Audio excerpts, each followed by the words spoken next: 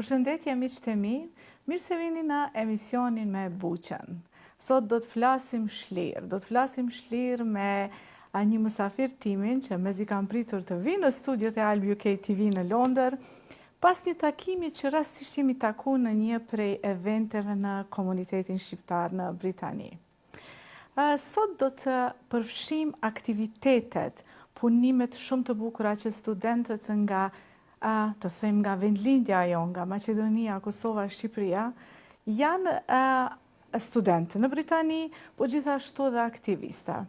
Me mua sot është Guxim Nuhiu, unë do t'i thëm aktivist, por gjatë emisionit dhe bisedës tonë do të marrim vesh se me çka mirë taj, edhe besoj do t'jeni edhe ju krenar, sikur se unë që ndihna që e kam thirrë të bisedojmë pak më gjatë. Faleminderit Guxim që gjete kohën tënde të lirë të vish edhe të bisedojmë pak më gjatë. Faleminderit Buqe shumë për ftesën dhe shumë faleminderit për këto fjalë. Besoj që kemi kalu shumë mirë edhe më shpalos pak më shumë prej gjanave që i organizojmë, i bojmë edhe jetën këtu si student në Londër. Çka të ka shty me ardhë, po e flasim ndoshta pyetja e parë se pse Londra, pse në Londër, çka të tërheq në Londër një student që don të vijë vetë ndoshta atje në vendin më metropolitan, ku keni diversitet të madh të shoqërive të ndryshme, nacionalitetive të ndryshme. Po, unë jam në Londër prej shtatorit, kom ardhë me i kry studimet e mia master. Pse Londra? Faktikisht unë kom krysh bachelorin shumë vjetë përpara, edhe nuk kom mendu kur që kom e vazhdu master, sepse jom kyç në punë, kom bo punë që nuk më ka desht, ndoshta edhe një diplom tjetër. Po erdhë me një moment ku do isha diçka me ndryshu, edhe kom apliku për një bursë që jipet në prej shtetit britanez, në shtetet që janë në zhvillim, pritin është edhe Macedonia, edhe kom arrit me fitu atë stipendion, i cili e mundëson studimin tem në Britani të Madhe. Bashkë me mu jemi 1400 student prej krejt botës. Wow, sa mirë! Edhe jemi një komunitet shumë i madh prej shteteve të Ballkanit, dikun 10 persona prej Shqipërisë, 6 prej Kosovës, jemi 6 prej Maqedonisë, prej cilëve 4 jemi shqiptar, kështu që po. Do me thënë me këtë nuk ke nevojë të shkon me i vizitu gjitha të vendet botës, i ki në Londër, në një vend ku ti studion edhe gjithsesi ke edhe bashkëkombasit e tu, ko e ndani nështë një flia bureka, që bava diçka së bashko. Po, faktikisht, Londra ka qenë zgjedhje rastësore, për shkak se procesi i aplikimit ti duhesh me apliku në 3 universitete të ndryshme në Britani, me qeni pranum, edhe prej atyve me bë zgjedhjen se në cilin universitet kemi shku. Zgjedhjet e mia kanë qenë mes University of Glasgow, Westminster edhe Sussex në Brighton. Londra nuk ka qenë opcioni jam i parë. Ndoshta nuk e di, unë vi prej Shkupit, një qytet shumë më i vogël, shumë më i përmbledhur, edhe nuk e di, ndoshta më intimidoi ke pak Londra. Po si thumë, more djalë, kur a keni dhe ju lumin aty, edhe na kemi Temzën në Londër, do më thënë kanë shumë ngjashmëri, si motra e vogël dhe motra e madhe. Kanë shumë ngjashmëri, veçse na nuk kemi metro. Është shumë qytet më i vogël, është shumë qytet më i përmbledhur, është 600.000 banor me krahasi me këto 9 milion gati banor.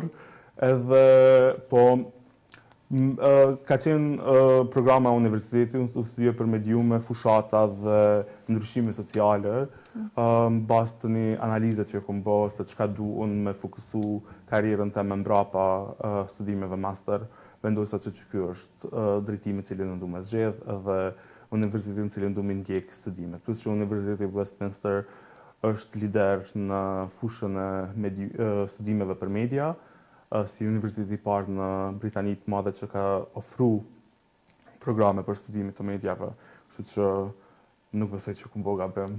Edhe këta ku Buqen, të luta. Buqen edhe shumë shqiptar tjerë që mu më kanë lanë bresa jashtëzakonisht ndaja, edhe një komunitet tepër të madh që bashkëpunojnë, që bojnë punë shumë të mirë në fusha të ndryshme, edhe jom befasu shumë për të mirë, edhe kom njoftu shumë shqiptarë me cilët besoj kom e qenë kontakte në jetën. Gjithsesi, a do t'jesh në Londër për ma gjatë, apo vetëm gjatë këtyne studimeve tua? Për shkak se na financohemi prej shtetit britanik, dhe ideja është që neve të kthehemi dhe të kontribuojmë në shoqëritë tona prej nga vim, unë mundem me qëndru deri në përfundim të studimeve, kështu që jam edhe dikun 4 muaj në Londër. Po shumë mirë, atëherë, gjatë kësaj kohe, do të na japësh pagës gjitha ato aftësitë tua që i ki në komunitetin tonë, se ne kemi qef me i nda me të gjithë së bashku. Më trego pagës, ne kemi bisedu paraprakisht për projektin që më kalon bresa shumë, edhe për ata kisha pas qef të flasim, një event që ti do ta zhvillosh në maj, që thirret tregimi i pjeshkëve. Na trego pagës neve se çka është ajo? Shumë interesant me pjeshkën që po lidhet. Tregimi i pjeshkash është një iniciativë storytelling, ose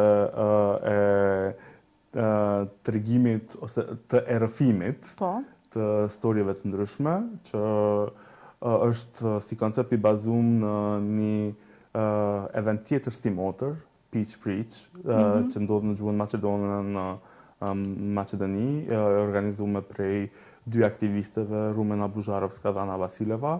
Ata kanë filluar në 2016, unë kam ndjek edicionin e parë, jam dashuru në idenë se qysh e kanë përmbledh dhe sa interesant më është duk si event, edhe kom vendosur se duhet me sjell diçka në gjuhën shqipe, duke qenë se unë jetoj në Shkup, në atë kohë, si më të fol për diçka shumë më të tillë, nuk ka pasën aktivitetet as pak sa i përket fushës feminizmit, ose ku storjet e grave dëgjohen, ose kanë platformë për mu dëgju zanit tyne në gjanat të cilat neve nuk është se i dëgjojmë në përditshmëri, duke qenë se kur gratë i kemi në pozita vendimarse, ose gratë që i mësumi pa në televizion, na kërkojmë një përgjegjësi ekstrem shumë të madhe prej tyre, edhe nuk lajmë të gabojmë, nuk lajmë të janë të lira, kërkohet diçka krejt tjetër prej tyre, edhe më shumë është mekanike krejt ajo, se sa çka realisht mundet me ofru edhe ana njerëzore që delnë pa. Po duke qenë se na i akuzojmë, i mbajmë përgjegjësi se janë shumë emocionale, kur janë në pozita të ndryshme, ato largohen pak prej emocioneve, që për mu nuk është ndoshta sendi më i mirë. Po për shkak tregimi pjeshkë shkar si alternativë për me kriju një hapësirë të lirë edhe të sigurt, ku gratë dhe vajzat kanë me i tregu tregimet e tyre të patregume. Çfarë rëndësie i jep, domethënë, zërit të gruas kur diskutohet mbi çështje ndoshta sociale, kritike? Po unë po du më lidh me 4 shtyllat pse unë kom nis tregime pjeshkash. Edhe shumë mirë lidhet edhe me përgjigjen që duhet me dhanë për pyetjen tënde. E para është që na jemi mësuar me idenë e odave. Po. Është oda e burrave, ku burrat mblidhen edhe vendosin për gjëra të ndryshme që i tangojnë edhe gratë, po që perspektiva e grave në atë dhomë mungon. Prandaj kemi vëzhgjedhur me pas tregime pjeshkash, për me tregu që eksperienca e grave mundet me na mësu shumë, ka plot dashni, ka plot ditunim renda, edhe prej atyve tregimeve, edhe prej momenteve caktuar që ato vendosin me nda me publikun, publiku mundet me mësu. E dyta është kush e krijon opinionin publik. Fatkeqësisht në Maqedoni vetëm 20% e të ftumëve në prime time, në emisione ku diskutohen çështjet më të rëndësishme, sociale, ekonomike, politike, cilat do qofshin ato, janë gra. Fatkeqësisht, kur kam marrë në Londër, kam kuptuar që është e njëjta. Edhe këtu, përveç se në temat sociale, për shkak të agendave gender, edhe për shkak të sa e rëndësishme është me folna për perspektivën gjinore, në temat sociale, përqindja është dikun 20% e grave, por në të gjitha temat tjera, ku janë financat, ekonomia, siguria, ose shkenca, nuk e kalon më shumë se 14% prezenca e grave. Kështu që, prandaj, na e kemi kriju një all-female panel, sa mirë, ku gratë të profesioneve ndryshme, që vinë prej backgroundeve të ndryshme, i tregojnë tregimet e veta. Historia orale e grave. Na e dim që gratë tregimet e tyre i kanë brez pas brezi, i kanë trashëgu të i thanë, të i tregu.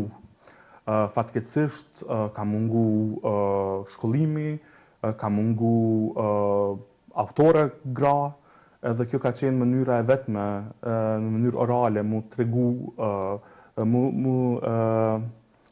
me vazhdu storja, me vazhdu tregimi. Edhe na dojmë me i dha shumë rëndësi rrëfimit në këtë rast, duke qenë se është e vetmja formë se si gratë i kanë tregu tregimet e veta dhe i kanë bartë pi gjeneratës gjeneratë. E sa është rëndësishme, për mu është jashtëzakonisht shumë e rëndësishme, edhe duke qenë se shtyllat e katërt është pikërisht edhe emri, ne kemi tendenca që gratë t'i seksualizojmë, ne kemi tendenca që gratë t'i objektivizojmë, të mos e marrim për bazë se çka ajo grup po përfaqëson edhe çka ajo grup po flet, po miremi me dukjen, me veshjen, cili dizajner e ka bo këtë, ose ku e ke bo grimin, po faktikisht se çka ajo gru po bën, edhe çka ajo gru po flet, zakonisht shkon në rend të dytë, edhe pse ndoshta krejt mlidhemi për me pa një film për një grus, ose një event të rëndësishëm, miremi me objektivizimin prap me pamjen, zakonisht. Tregime pjeshkash, si titull, vjen pikërisht për me ironizu gjuhën seksiste ndaj grave. Sa është e rëndësishme, për mu shumë e rëndësishme, unë mendoj që gratë duhet me pas vendin e duhur në historinë që na po e shkruajmë. Fatkeqësisht, femicidet po i vendosin ato në kronikën e zezë, po na duhet me punu krejt bashk që ajo kronikë me qenë më e bardhë, edhe më e barabartë. Çfarë lloj tregimesh pritet ato të tregojnë në këtë event? Zakonisht, tregimet janë shumë personale, prandaj edhe ky event nuk incizohet, duke deshur me kriju një atmosferë sa më intime, që gratë me qenë të lira për me tregu diçka që nuk kanë deshur ose nuk kanë pas mundësinë me nda me një masë më të madhe të publikut ose me njerëz tjerë. Ka pas prej tregimeve të mëhershme, ky është edicioni 14, kështu që Wow, domethënë veçën ka vetëm se vazhdimsi e gjitha grave që bëjnë tregime, po.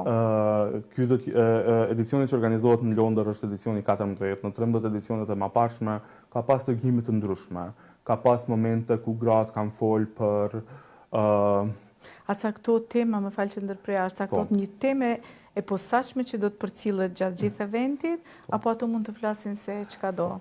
Zakonisht, secili edicion ka temë të vet. Neve kur shkojmë në qytete të reja, duke qenë se tregimi pjeshkash ka filluar në Shkup, tani ka lëviz, ka pas një edicion të Tov, 2 edicione në Prishtinë, dhe tash debutimi po ndodh në Londër. Zakonisht kur udhtojmë në qytete të reja, dëshirojmë që tema të jetë për herë të parë. Po duke deshur me përshtat në anglisht, edhe me qenë më e kapshme, më interesante, më intriguese, tema është unveiling, ose çlirim, nëse kishte me qenë përkthimi më adekuat në Shqip. Do të jenë gra nga 4 shtete të ndryshme të Ballkanit Perëndimor, 3 janë shqiptare, 3 vijnë prej vendeve të ndryshme.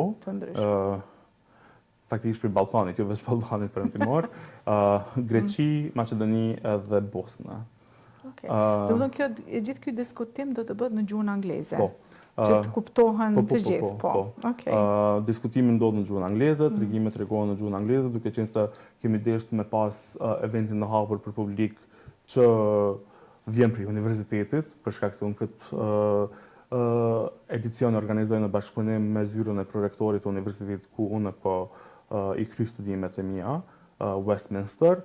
Jam shumë falënderues që kanë qenë shumë bashkëpunues edhe të hapun në momentin e parë që ne kum tregu idenë, kam marrë një mbështetje jashtëzakonisht madhe edhe me fokusu diçka në storjet e grave që vijnë prej diasporës ballkanike këtu në Londër.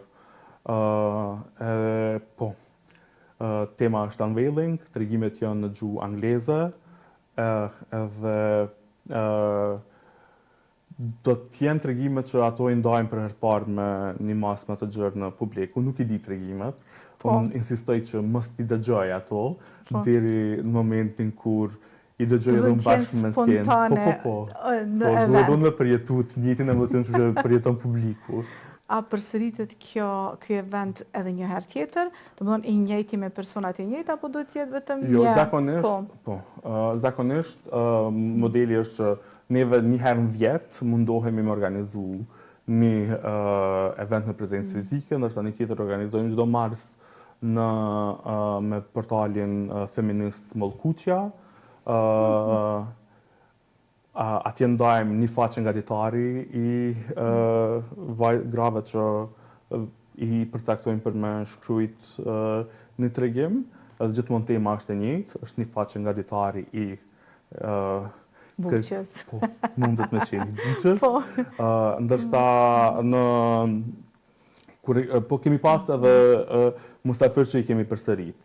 Për shembull, Adelina Torshani, aktivistja, ka qenë edhe në Shkup, po tani kur kemi shku në Prishtinë, e kemi ftu prap me pas një koqire, dikon që e njeh idenë ma mirë edhe me tregu tregimin e vetë. Adelina ka folë 2 herë për tema shumë të mira. E para ka qenë për ngacmimin seksual që ndodh grave në rrugë.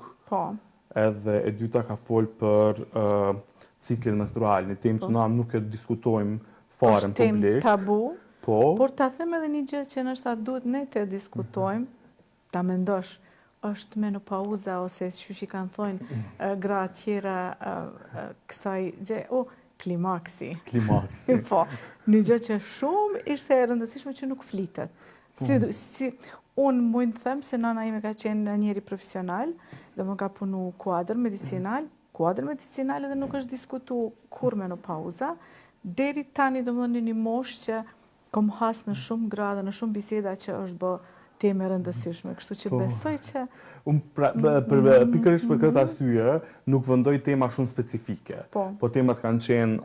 Nuk po t'implementoj, që duhesh me po një mendim në është prej grave tjera. I latë lira gratë edhe për çdo ka moshat të ndryshme, që secila me trajtu temën në mënyrën që ajo don me trajtu, me tregu tregimin që ajo don me tregu. Unë gjithmonë e mbaj mend kur e kemi pas temën për herë të parë në Maqedoni, ka qenë zonja, ajo është mjekesh, Merita Ismaili Marku. Edhe e ka tregu një krejt jetën e vetë me tregimet që i ka ndodhur për herë të parë. Dhe ka qenë shumë e bukur, prej të puthja e parë, edhe është ndërtu tregimin në atë mënyrë se qysh ajo e ka ndje. Edhe prandaj temat nuk janë gjithmonë shumë specifike. Ka qenë marrë si temë, ka qenë për herë të parë, ka qenë natën vonë, ose vendi im në idenë që cili është vendi gruas në shoqëri, politikisht jo korrekt, edhe temat të ngjashme që me i lanë hapësinë grave me tregu se çka duhen me nda, jo me u imponu në këtë rast tonë si organizator në përzgjedhjen e tregimeve. Jo, përcaktu se çka duhet me folë. Po faktikisht në gratë kena gjithçka që me tregu.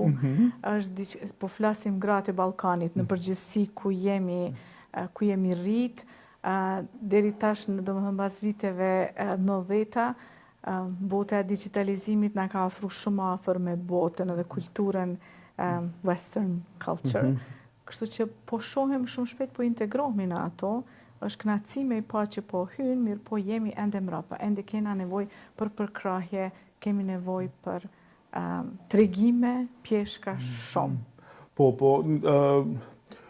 unë gëzona shumë me sa përparimtare edhe sa e kyçun është diaspora shqiptare këtu, po gëzona dhe jashtëzakonisht shumë që pjesa më e madhe flasin shqip, tregojnë hapun prej ku vinë, edhe pse sinqerisht dallon edhe në bazë gjinore, se qysh perceptohen gratë dhe burrat e diasporës, në idenë që krejt gratë janë si Dua Lipa ose Rita Ora, çaj është mainstreami, ose krejt djemt janë çuna Londra, që është konotacioni tjetër. Kështu që edhe aty ka një farë këta kanë bo bujë dhe mendojnë se gjithë jemi ashtu. Desha me të bo një pyetje kështu për ju. Si e shihni rëndësinë e fuqizimit të zërit të grave në mediat tradicionale apo rrjetet sociale? Është shumë mirë që po shohim që ka emisione të reja ku gratë janë gjithmonë më shumë prezente. Është shumë e rëndësishme me pas musafire të ftume gra për çdo temë që ti e organizon si emision ose çka do të qoftë që bën ajo. Na jemi mësu fatkeqësisht gratë mi pa në emisionet gatimit, jemi mësu mi pa në orën e pasditës, ku zakonisht fliten tema që lidhen me familjen, shtëpinë, prindërimin, po është shumë e rëndësishme, kur folim edhe për tema shumë të rëndësishme, me pasën gra që folin për sigurinë, që folin për vendimarrjen, që folin për financa, që folin për ekonominë. Ka për gra... Për teknikën, për ushtrim, për të gjitha. Ka gra në çdo profesion, edhe shumë e rëndësishme me u dëgju zani i tyne. Në një pi projekteve paraprake që kemi pas një podcast me një grup njerëzve që kemi zhvilluar në kuadër të iniciativës Gender Equality Na në Shkup, kemi bërë një podcast me 8 epizoda ku kemi ftu gra të profesioneve të ndryshme që kanë më shumë eksperiencë dhe më pak eksperiencë. Veç për me bërë krahasimin se a kanë sfida të njëjta edhe pas 20-15 vjetëve eksperiencë ose a ballafaqohen me sfidat e njëjta edhe gratë që tash t'i kyçen çato profesione. Fatkeqësisht, bota e IT-s mbetet e njëjtë, pa marrë parasysh se numri i grave po rritet në IT, na idenë e shkencave kompjuterike shumë hala si profesion të burrave, që nuk duhet me qenë ashtu, se zakonisht kur folim për atë temë, janë burra që na tregojnë, ose çështja e sigurisë. Na kemi ministre, ka pas Maqedonia ministre të mbrojtjes që ka vazhdu edhe një cikël shumë të rëndësishëm të antarësimit të Maqedonisë në NATO, ose ka pas Shqipëria ministre të mbrojtjes. Po prap, kur folim për siguri, janë në emisione, prime time, janë burra të ftuar. Që ky moment kur na e bëjmë praktik që bile një person në çat debat me qenë gru, kishte me qenë shumë, kishte me ndiku për të mirë në fuqizimin e pozitës gru, si në media, po si në shoqëni. Se media e reflekton. Po, definitivisht. Unë kam vrejt edhe një gjë shumë interesant, Guxim, kur e fole prezenca e gruas në ndoshta vendet kyçe të bisedave, ma prime time, janë edhe këto rrjetet e bizneseve të ndryshme, po flas shqiptare, gruaja shumë pak është prezente, shumë pak. Ndoshta prej 100 është 1 ose 2. Gratë e bëjnë vetë në një mënyrë të veçantë, ndoshta tubime të ndryshme, po tani janë grupet e studentave, grupet të reja që janë formuar në Britani edhe po e ngrisin zërin e gruas. Mirë, po shumë e saktë që the ajo se shumë pak shohim gra shqiptare që janë të ftuara në biseda në prime time, në vendet ma kyçe kryesore. Nëse na kapim edhe folim, nëse na i numrojmë 100 analistë në Kosovë, Po. Lista e analistëve është shumë më e vogël, edhe shumë më pak prezente dhe shumë më pak kohë televizive. A mendon se me projektet që tani po i bani jo, që janë me të vërtetë fenomenale, i ndihmon përhapjen e zëris të gruas? Unë shpresoj që i ndihmoj. Unë e di që ndryshimet sociale nuk ndodhin brenda natës. Është punë e përditshme, edhe unë gjithmonë them, unë jam pjesë e luftës për barazinë gjinore. Ako me mbri unë barazinë gjinore, nuk besoj, se është proces shumë më i gjatë që nuk varet vetëm prej aktivizmit të guximit në hiucin të vet, po varet prej krindjes shoqënie, prej një klime politike më të hapun, prej një mendësie që shek gruan të barabartë dhe të kyçur në çdo aspekt tjetër. Po unë mundohem, edhe ideja e jeme për realizimin e këtyre. Unë mendoj që nëse unë arri të ndikoj të një vajzë e re, që ajo prej një tregimit mëson që unë duhet me thy këtë barierë, ose unë duhet me mbarë këtë hapë për mos mu përsërit kjo ngjarje, ose diçka e tillë. Se tregimet janë prej ngacmimeve seksuale, prej dhunës, prej momenteve decisive në jetë. Edhe unë nëse mjafton një person në publik prej 50, 60, 70 personave me ndryshu një rutinë të vetën, për mu është mjaftueshëm. Ndryshime nuk kanë me ndodhë brenda natës, por nëse na mundohemi me ndryshu mendsinë e një personit në një event që e bojmë, unë mendoj që është sukses. Besom se çdo fjalë, ne si njerëz gjithë jetën takojmë persona të ndryshëm në evente të ndryshme. Edhe gjithmonë janë disa takime të këtij lloji që të inspirojnë me marrë një hap përpara për veten tënde. Kështu që edhe unë jam shumë pozitive edhe besoj, ndoshta edhe shumë shikues tanë që do të na përcjellin sonte do e shohin që është e rëndësishme sa më shumë të ngrisim fjalën, zërin e gruas. Ne kemi nevojë të shprehemi, kemi nevojë përveç dashurisë që është shumë e rëndësishme, emocionet, kemi nevojë edhe të shprehemi. Kena nevojë mu anku? Me na ndëgju ka ankohemi. Besoj që krejt kena nevojë për mu anku, edhe fatkeqësisht na mundohemi po edhe janë koncepte të ndryshme që na i ndryshe i perceptojmë ose i shohim, edhe kur folim për feminizmin edhe kur folim për një pjesë të tij, shohim se na mundohemi me bë gratë si burra. Jo, është e kundërta. Ndoshta duhet me mësu burra qysh me mi pranu emocionet e veta, se qysh me i embrace, vëdi qysh me thanë mas mirë të shqip, me i pranu edhe me punu, me i kultivu në jetën e përditshme. Edhe emocioni qoftë i gëzimit, i lotit, i krejt çka na e ndjejmë, është shumë i bukur mu transmetu që ashtu qysh ti e përjeton. Edhe fatkeqësisht na shumë ma mekanik po bohemi në idenë që du të me qenë ma të fort, me luftu, po jo, është edhe pak e kundërta, pak mu kthy ka ma njerëzorja, po na edhe pse jom kundër të idesë që gratë janë ma të brishta dhe ma emocionale, krejt jemi emocional në momentet caktume, na rritemi me idenë që na du të me mshef emocione, dikush tjetër rritet që du të me shfaq ato, edhe tani lidhen edhe sa në tjera sociale që janë lidhura me role gjinore. Çka mendon, domethënë, çfarë pasoja ndihmëse ka historia gojore për ruajtjen e identitetit kulturor?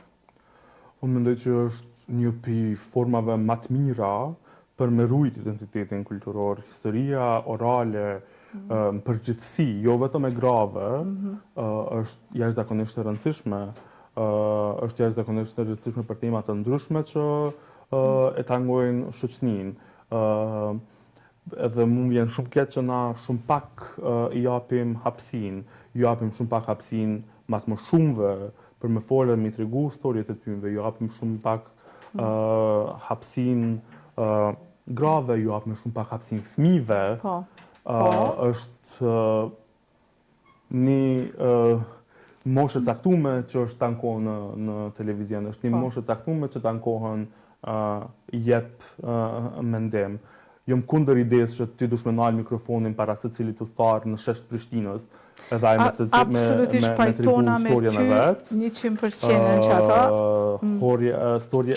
Mënyra se qysh tregohet, se qysh ndërtohet një histori, du të me qenë ndryshe, du të me profesionalizëm o trajtu, edhe me mbështitjen e duhun emocionale, jo veç ose ta po mvika keq, ose ta mirja pas ke bo. Nuk është qajo pojenta, po edhe ajo tregon që është një indikator që neve kemi nevojë për hapësirë, shumë të mdhaja për më u shpreh. Pyetja ndoshta që kisha pas qef edhe besoj që shumë mirë kemi. Çka mendon se është një grua e fortë, po them, është një grua e fortë. Çka është gruaja e fortë për juve? 3 fjalë. Po ka se po përmendim gjithkohën, është një grua fortë, e ka përballu gjitha. Po gruaja, unë shumë gra të forta që kanë zërin, ato dalin, po ka dhe gra të forta që nuk e qesin zërin e tyre. Varësisht se çysh e perceptojmë forcën, edhe çysh e perceptojmë idenë e çka është me qenë e fortë. Për mu, gratë më të forta janë ato që në heshtje e kanë luftu patriarkatin, edhe e kanë ndalë mënyrën se çysh ato janë eduku, çysh janë rritë të qikat e veta, edhe ju kanë dhënë atymve lirin për ato me i bos zgjedhjet e tyre në jetë. E për mu, që ato janë gratë forta, që kanë mri me ndalë një mënyrë ose një tjetër të patriarkatit me vetën, edhe pse është shumë e vështirë, pse e dim se është mënyra se qysh na rritemi, po mënyrë kur ti vendos që vajzës tande nuk kemi trashëgu, ose djalit tënd, se është shumë e rëndësishme me eduku djemt në krejt këtë çka po ndodh sot. Kur ti vendos që me ty me ndalu ndikimi i patriarkatit në shumë procese të rëndësishme tjetës, edhe nuk e përçon ata të gjenerata tjetër, për mu që to janë gratë forta. Faleminderit shumë, se vërtet përgjigje shumë e mirë. Mendova thash që po e nxos, s'ka me ditë më përgjigje që ta. Do të thëna diçka nërsa ma personale, të pyes se e kuptum shumë e bukur. Unë mezi po pres me ardhë, të lutem ma jep një hapësin të vit t'ju shoh, t'ju ndëgjoj, se kam nevojë me ndëgju kësi evente, do më në tregime shumë të rëndësishme për gratë. Është rëndësishme me u cekë që tregimi pjeshka është mbahet me 15 maj. Besoj që regjia mund të na qes diçka kemi nga ju. Po, është një poster që është i realizum për ngjarjen, zhvillohet me 15 maj në kampusin e University of Westminster në Little Tishfield Road, ose shkolla juridike e Universitetit të Westminster, në Portland Hall, prej orës 6:30 deri në ora 9. Faktikisht ka një pjesë të regjistrimet, pastaj janë tregimet, edhe në fund një koktel për mbyll ngjarjen. Dhe të gjithë ata që janë të interesuar për me ardhë dhe për me ndjek eventin, vetëm duhet të regjistrohen në një link që është për eventin, që mund të me gjetë në faqen tonë të Instagramit, ose në Eventbrite, vetëm me kërku tregime pjeshkash, edhe mund me gjetë shumë informacione rreth eventit. Po është e rëndësishme me tregu që është i hapur për të gjithë publikun, edhe secili që e ndjen të nevojshëm me i dëgju tregimet është i mirë se ardhën. Unë besoj që po tash. Na tregoj përmendje që je nga Shkupi i bukur, tham është një motër e vogël e Londrës, po e quja, një strukturë e vogël aty. Na tregoj, jeton ke lindje, rrit në Shkup gjithë jetën? Po, unë jam lind edhe rrit në Shkup, për ty prindve që njëjtë janë lind edhe rrit në Shkup, po që pri ardhjen e kam njëni prej Kosovës, ndërsa tjetri prej Lyginës Preshevës. Sa bukur, tamam komunitet shqiptar, gjithë shqiptarisa. Ke motra, vëllezër? Kam një vëlla më të madh se unë, edhe po. Vetëm 2 jeni? 2. i pa që jetë të mirë e ju pafshim që shtojnë në majët të gjitha botës me disi jeni, po. Cili do t'jetë projekti yt i arshëm pasi që të përfundon kja, do të kthehesh në Shkup të vazhdosh punën që keni atje, apo vetëm... Po, faktikisht për shkak të studimeve, unë është ndeshme ndërprej marrëdhënien e punës. Momentalisht jam i angazhuar me projektit, pas eventit i gjithë angazhimi do të fokusohet në shkrimin e temës magistraturës. Fatkeqësisht unë kam punuar në organizata të ndryshme jo qeveritare, klima momentale, globale, sidomos për pjesën e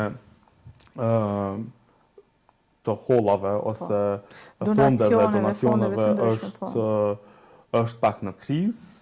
Kështu që nuk e di a planifikoj unë ose dikush tjetër të ardhmën tem, po kemi me pas se cila ka me qenë mënyra, po besoj që do të kthehem në Shkup edhe atje do e vazhdoj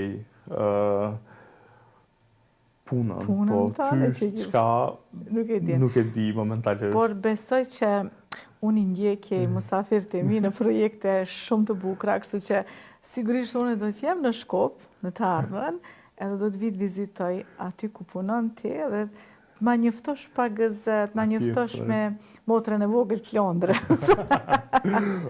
Po nesë, se kisha qujtë bashkë motra e vogël e Londrës, po Shkupi ka veçantinë e vetë, ka lezetën e vetë, unë jam prej atje dhe normal që është pjesë e identitetit tem si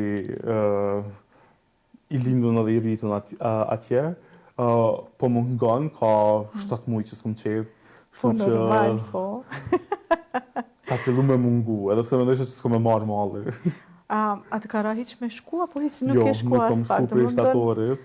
Do me kry krejt procesin? Jo, faktikisht kom e uthu javën e fundit majit për Shkup, një hapësin të vogël, me uçmall pak me familjen. Me marrë energjin me vazhdu këta. Po, me vazhdu masterin. Guxim, edhe i guxim shumë. Faleminderit. Kjo është fenomenal. Do më prindërit e kanë ditë që ti do t'jesh guximtar për zërin e të gjitha tyne në nevoja, po? Ndoshta ma ka determinu pak emri edhe karaktere, nuk e di. Definitivisht që po. Guxim, po i vim fundit të kësaj interviste, nuk besoj që do t'jetë e fundit, por sigurisht unë besoj që do të shohim sa më lartë dhe për ata thash jam krenare që unë mund të them si fëmijët tanë që po ngrisin zërin ose gruas shqiptare, të burrave, të fëmijëve, të studentave gjithë. Të lumë për gjithë punën që e ke bo deri këto. Para se me e përfundu, cili do t'ishte mesazhi yt për shqiptarët? Unë para se me përfunduve që du me të falenderu jashtëzakonisht shumë për këtë hapësirë. Qysh unë punoj për me kriju një hapësirë të lirë dhe të sigurt. Falenderit ty që më ke ftu edhe që e krijon këtë hapësirë për njerëzit e diasporës me shfaq vetën edhe me tregu punën që ata e bojnë. Mesazhi ndoshta është me desh njëri tjetrin pak më shumë. Me qenë pak më të hapun, pak me dëgju tjetrin pak më shumë, që ajo... Edhe mos me u dash vetëm kur ka futboll. Po. Futbolli i bashkon të gjithë shqiptarët. Po, dhe mu që s'jam fans, më bashkoj kesh me po ekipin e kombëtarës të lujt, po edhe pse s'jam fans, po me desh një tjetrin pak më shumë, me dëgju një tjetrin pak më shumë, me zgjat dorën edhe kur nuk na shohin kamerat, me zgjat dorën edhe kur nuk është veç për sy e faqe, po unë që ata e kom ndjen në Londër, me krejt shqiptar që i kom njoftu këtu, edhe për mu është ndoshta pasunia më e madhe si kam që kemi. Sa të qasshëm jemi për njerëz tonë. Faleminderit shumë. Guzim të uroj suksese të pafundshme. Faleminderit shumë që ke gjetë kohë prej studimeve, se dim sa është e rëndësishme me i përfundu projektet edhe ki kohën e caktuar, edhe gjithmonë je mirë se ardhur të ulesh në karikën me mua të bisedojmë shlirë, flasim shlirë për gjithçka. Shumë faleminderit Buçe për ftesën edhe për këtë hapësirë. Shifemi me 15 maj. Definitivisht, pra mos harroni me 15 maj të hyni te guximi në Tregime pjeshkash në Instagram, edhe ta regjistroni veten të shohim, të jemi së bashku në përkrahje të guximit, po gjithashtu edhe të eventit tregime. Pse jo të njohim pak më shumë storje të ndryshme. Miqtë e mi, ju faleminderit shumë për vëmendjen tuaj. Mirupafshim në emisionin e radhës.